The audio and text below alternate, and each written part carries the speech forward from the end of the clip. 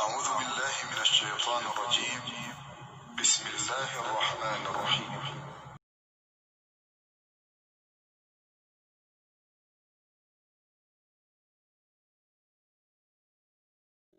مخارج کا بیان۔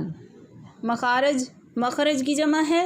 مخرج کا لغوی معنی ہے نکلنے کی جگہ، یعنی جہاں سے کوئی بھی چیز نکلتی ہے۔ مخرج دیکھیے نا، خروج سے ہے۔ خروج کیا ہوتا ہے؟ نکلنا، خارج ہونا۔ اور اصطلاحی معنی حرف کے نکلنے کی جگہ، یعنی حرف جیسے ادا ہوتے ہیں، جیسے انگلش میں کہا جاتا ہے دا پلیس آف آرٹیکولیشن۔ لہٰذا 29 حروف تہجی کے نکلنے کی جگہوں کو ہی مخارج کہا جاتا ہے۔ یعنی کتنے حروف تہجی ہیں؟ الفابیٹس کتنے ہیں عربک کے؟ 29۔ اور جہاں سے وہ ادا ہوتے ہیں ان جگہوں کو مخارج کہا جاتا ہے۔ مخارج کی تعداد کتنی ہے؟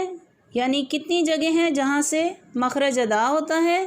اس میں قراء کا اختلاف ہے، یعنی مختلف قراء کرام اس کے بارے میں مختلف آراء کا اظہار کر چکے ہیں۔ سب سے پہلے ہم دیکھتے ہیں خلیل بن احمد فراہیدی رحمۃ اللہ علیہ۔ ان کے نزدیک مخارج کی تعداد 17 ہے، 17، یعنی ان کے خیال میں 17 جگہ سے حروف ادا ہوتے ہیں۔ اور اس کی تائید امام جزری رحمۃ اللہ علیہ نے کی ہے۔ یعنی تائید کا کیا مطلب ہے کہ ہی از ایگری وتھ خلیل بن احمد فراہیدی رحمہ اللہ علیہ۔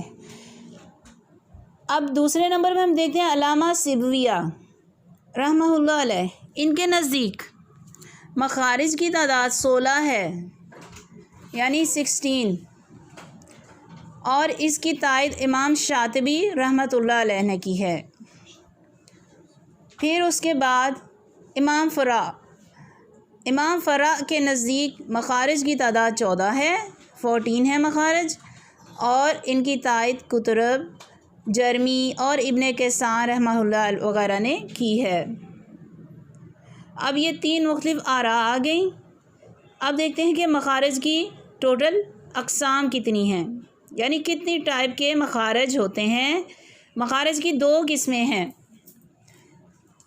مخرج محقق اور مخرج مقدر۔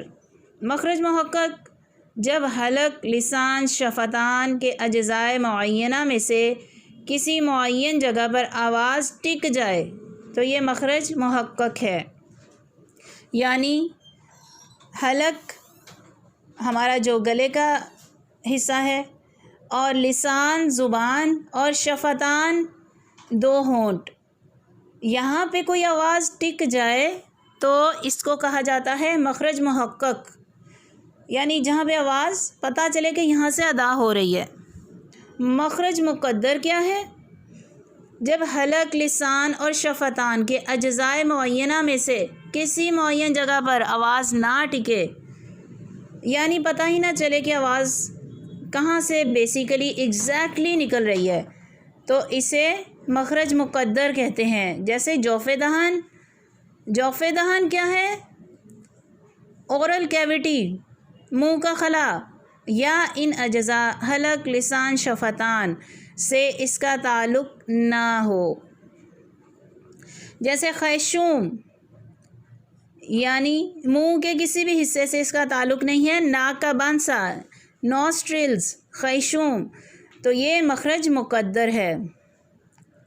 اب ہم نے مخارج کی اقسام دیکھی کہ 2 تھیں، اور مخرج محقق میں کیا تھا؟ حلق، لسان، شفتان، اور مخرج مقدر میں جوف دہن اور خیشوم۔ تو مخرج محقق 3 ہو گئے اور مخرج مقدر 2 ہو گئے۔ یہاں تک آپ نے سن لیا، پڑھ لیا، اس کو آپ اچھی طرح سمجھیں، اور کتاب کا بھی PDF موجود ہے۔ اگر کسی کے پاس بک نہیں ہے تو وہ PDF نیچے اس میں چیٹ باکس میں دیکھ کے لے سکتا ہے۔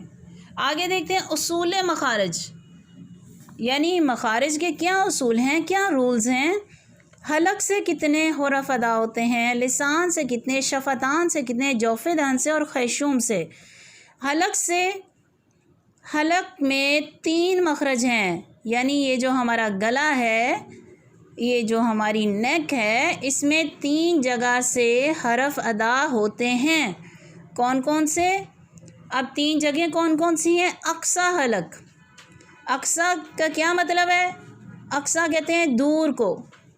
اقصی حلق دور کی جگہ، یعنی جو ہمارا گلا بالکل اینڈ ہو رہا ہے سینے کی طرف کو جو حلق کا حصہ ہے اسے کہتے ہیں اقصی حلق۔ پھر ہے وسط حلق۔ وسط حلق کیا ہے؟ وسط حلق گلے کا درمیان کا حصہ، وہاں سے بھی حروف ادا ہوتے ہیں۔ اس کے بعد ہے ادنیٰ حلق۔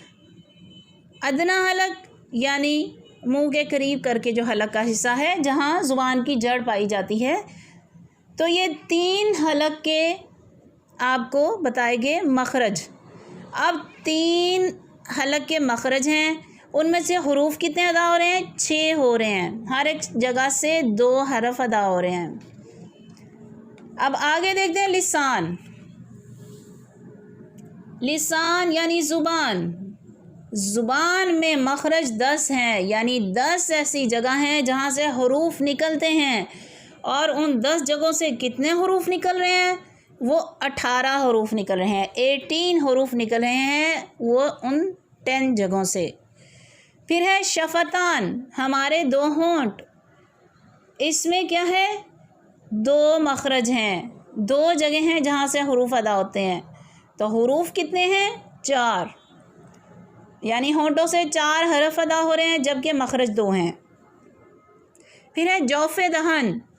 جوف دہن منہ کا خالی حصہ، اورل کیویٹی، منہ کا خلا، اس کا مخرج 1 ہے اور حرف 3 نکل رہے ہیں۔ خیشوم، ناک کا بانسا، نوسٹرل، اس میں 1 مخرج ہے اور اس میں سے 2 حروف ادا ہو رہے ہیں۔ اب کون کون سے حروف ہیں اس کی ڈیٹیل میں آپ کو آگے چل کے بتاتی ہوں۔ اصول مخارج، تو ہم نے دیکھا اصول مخارج کا چارٹ، آپ نے پڑھا، سمجھا، اور اتنا حصہ آپ اچھی طرح تیار کیجئے، پھر انشاءاللہ نیکسٹ آڈیو میں آپ کو اصول مخارج کی تفصیل سمجھائی جائے گی۔ وآخر دعوانا الحمد للہ رب العالمین۔ السلام علیکم ورحمۃ اللہ وبرکاتہ۔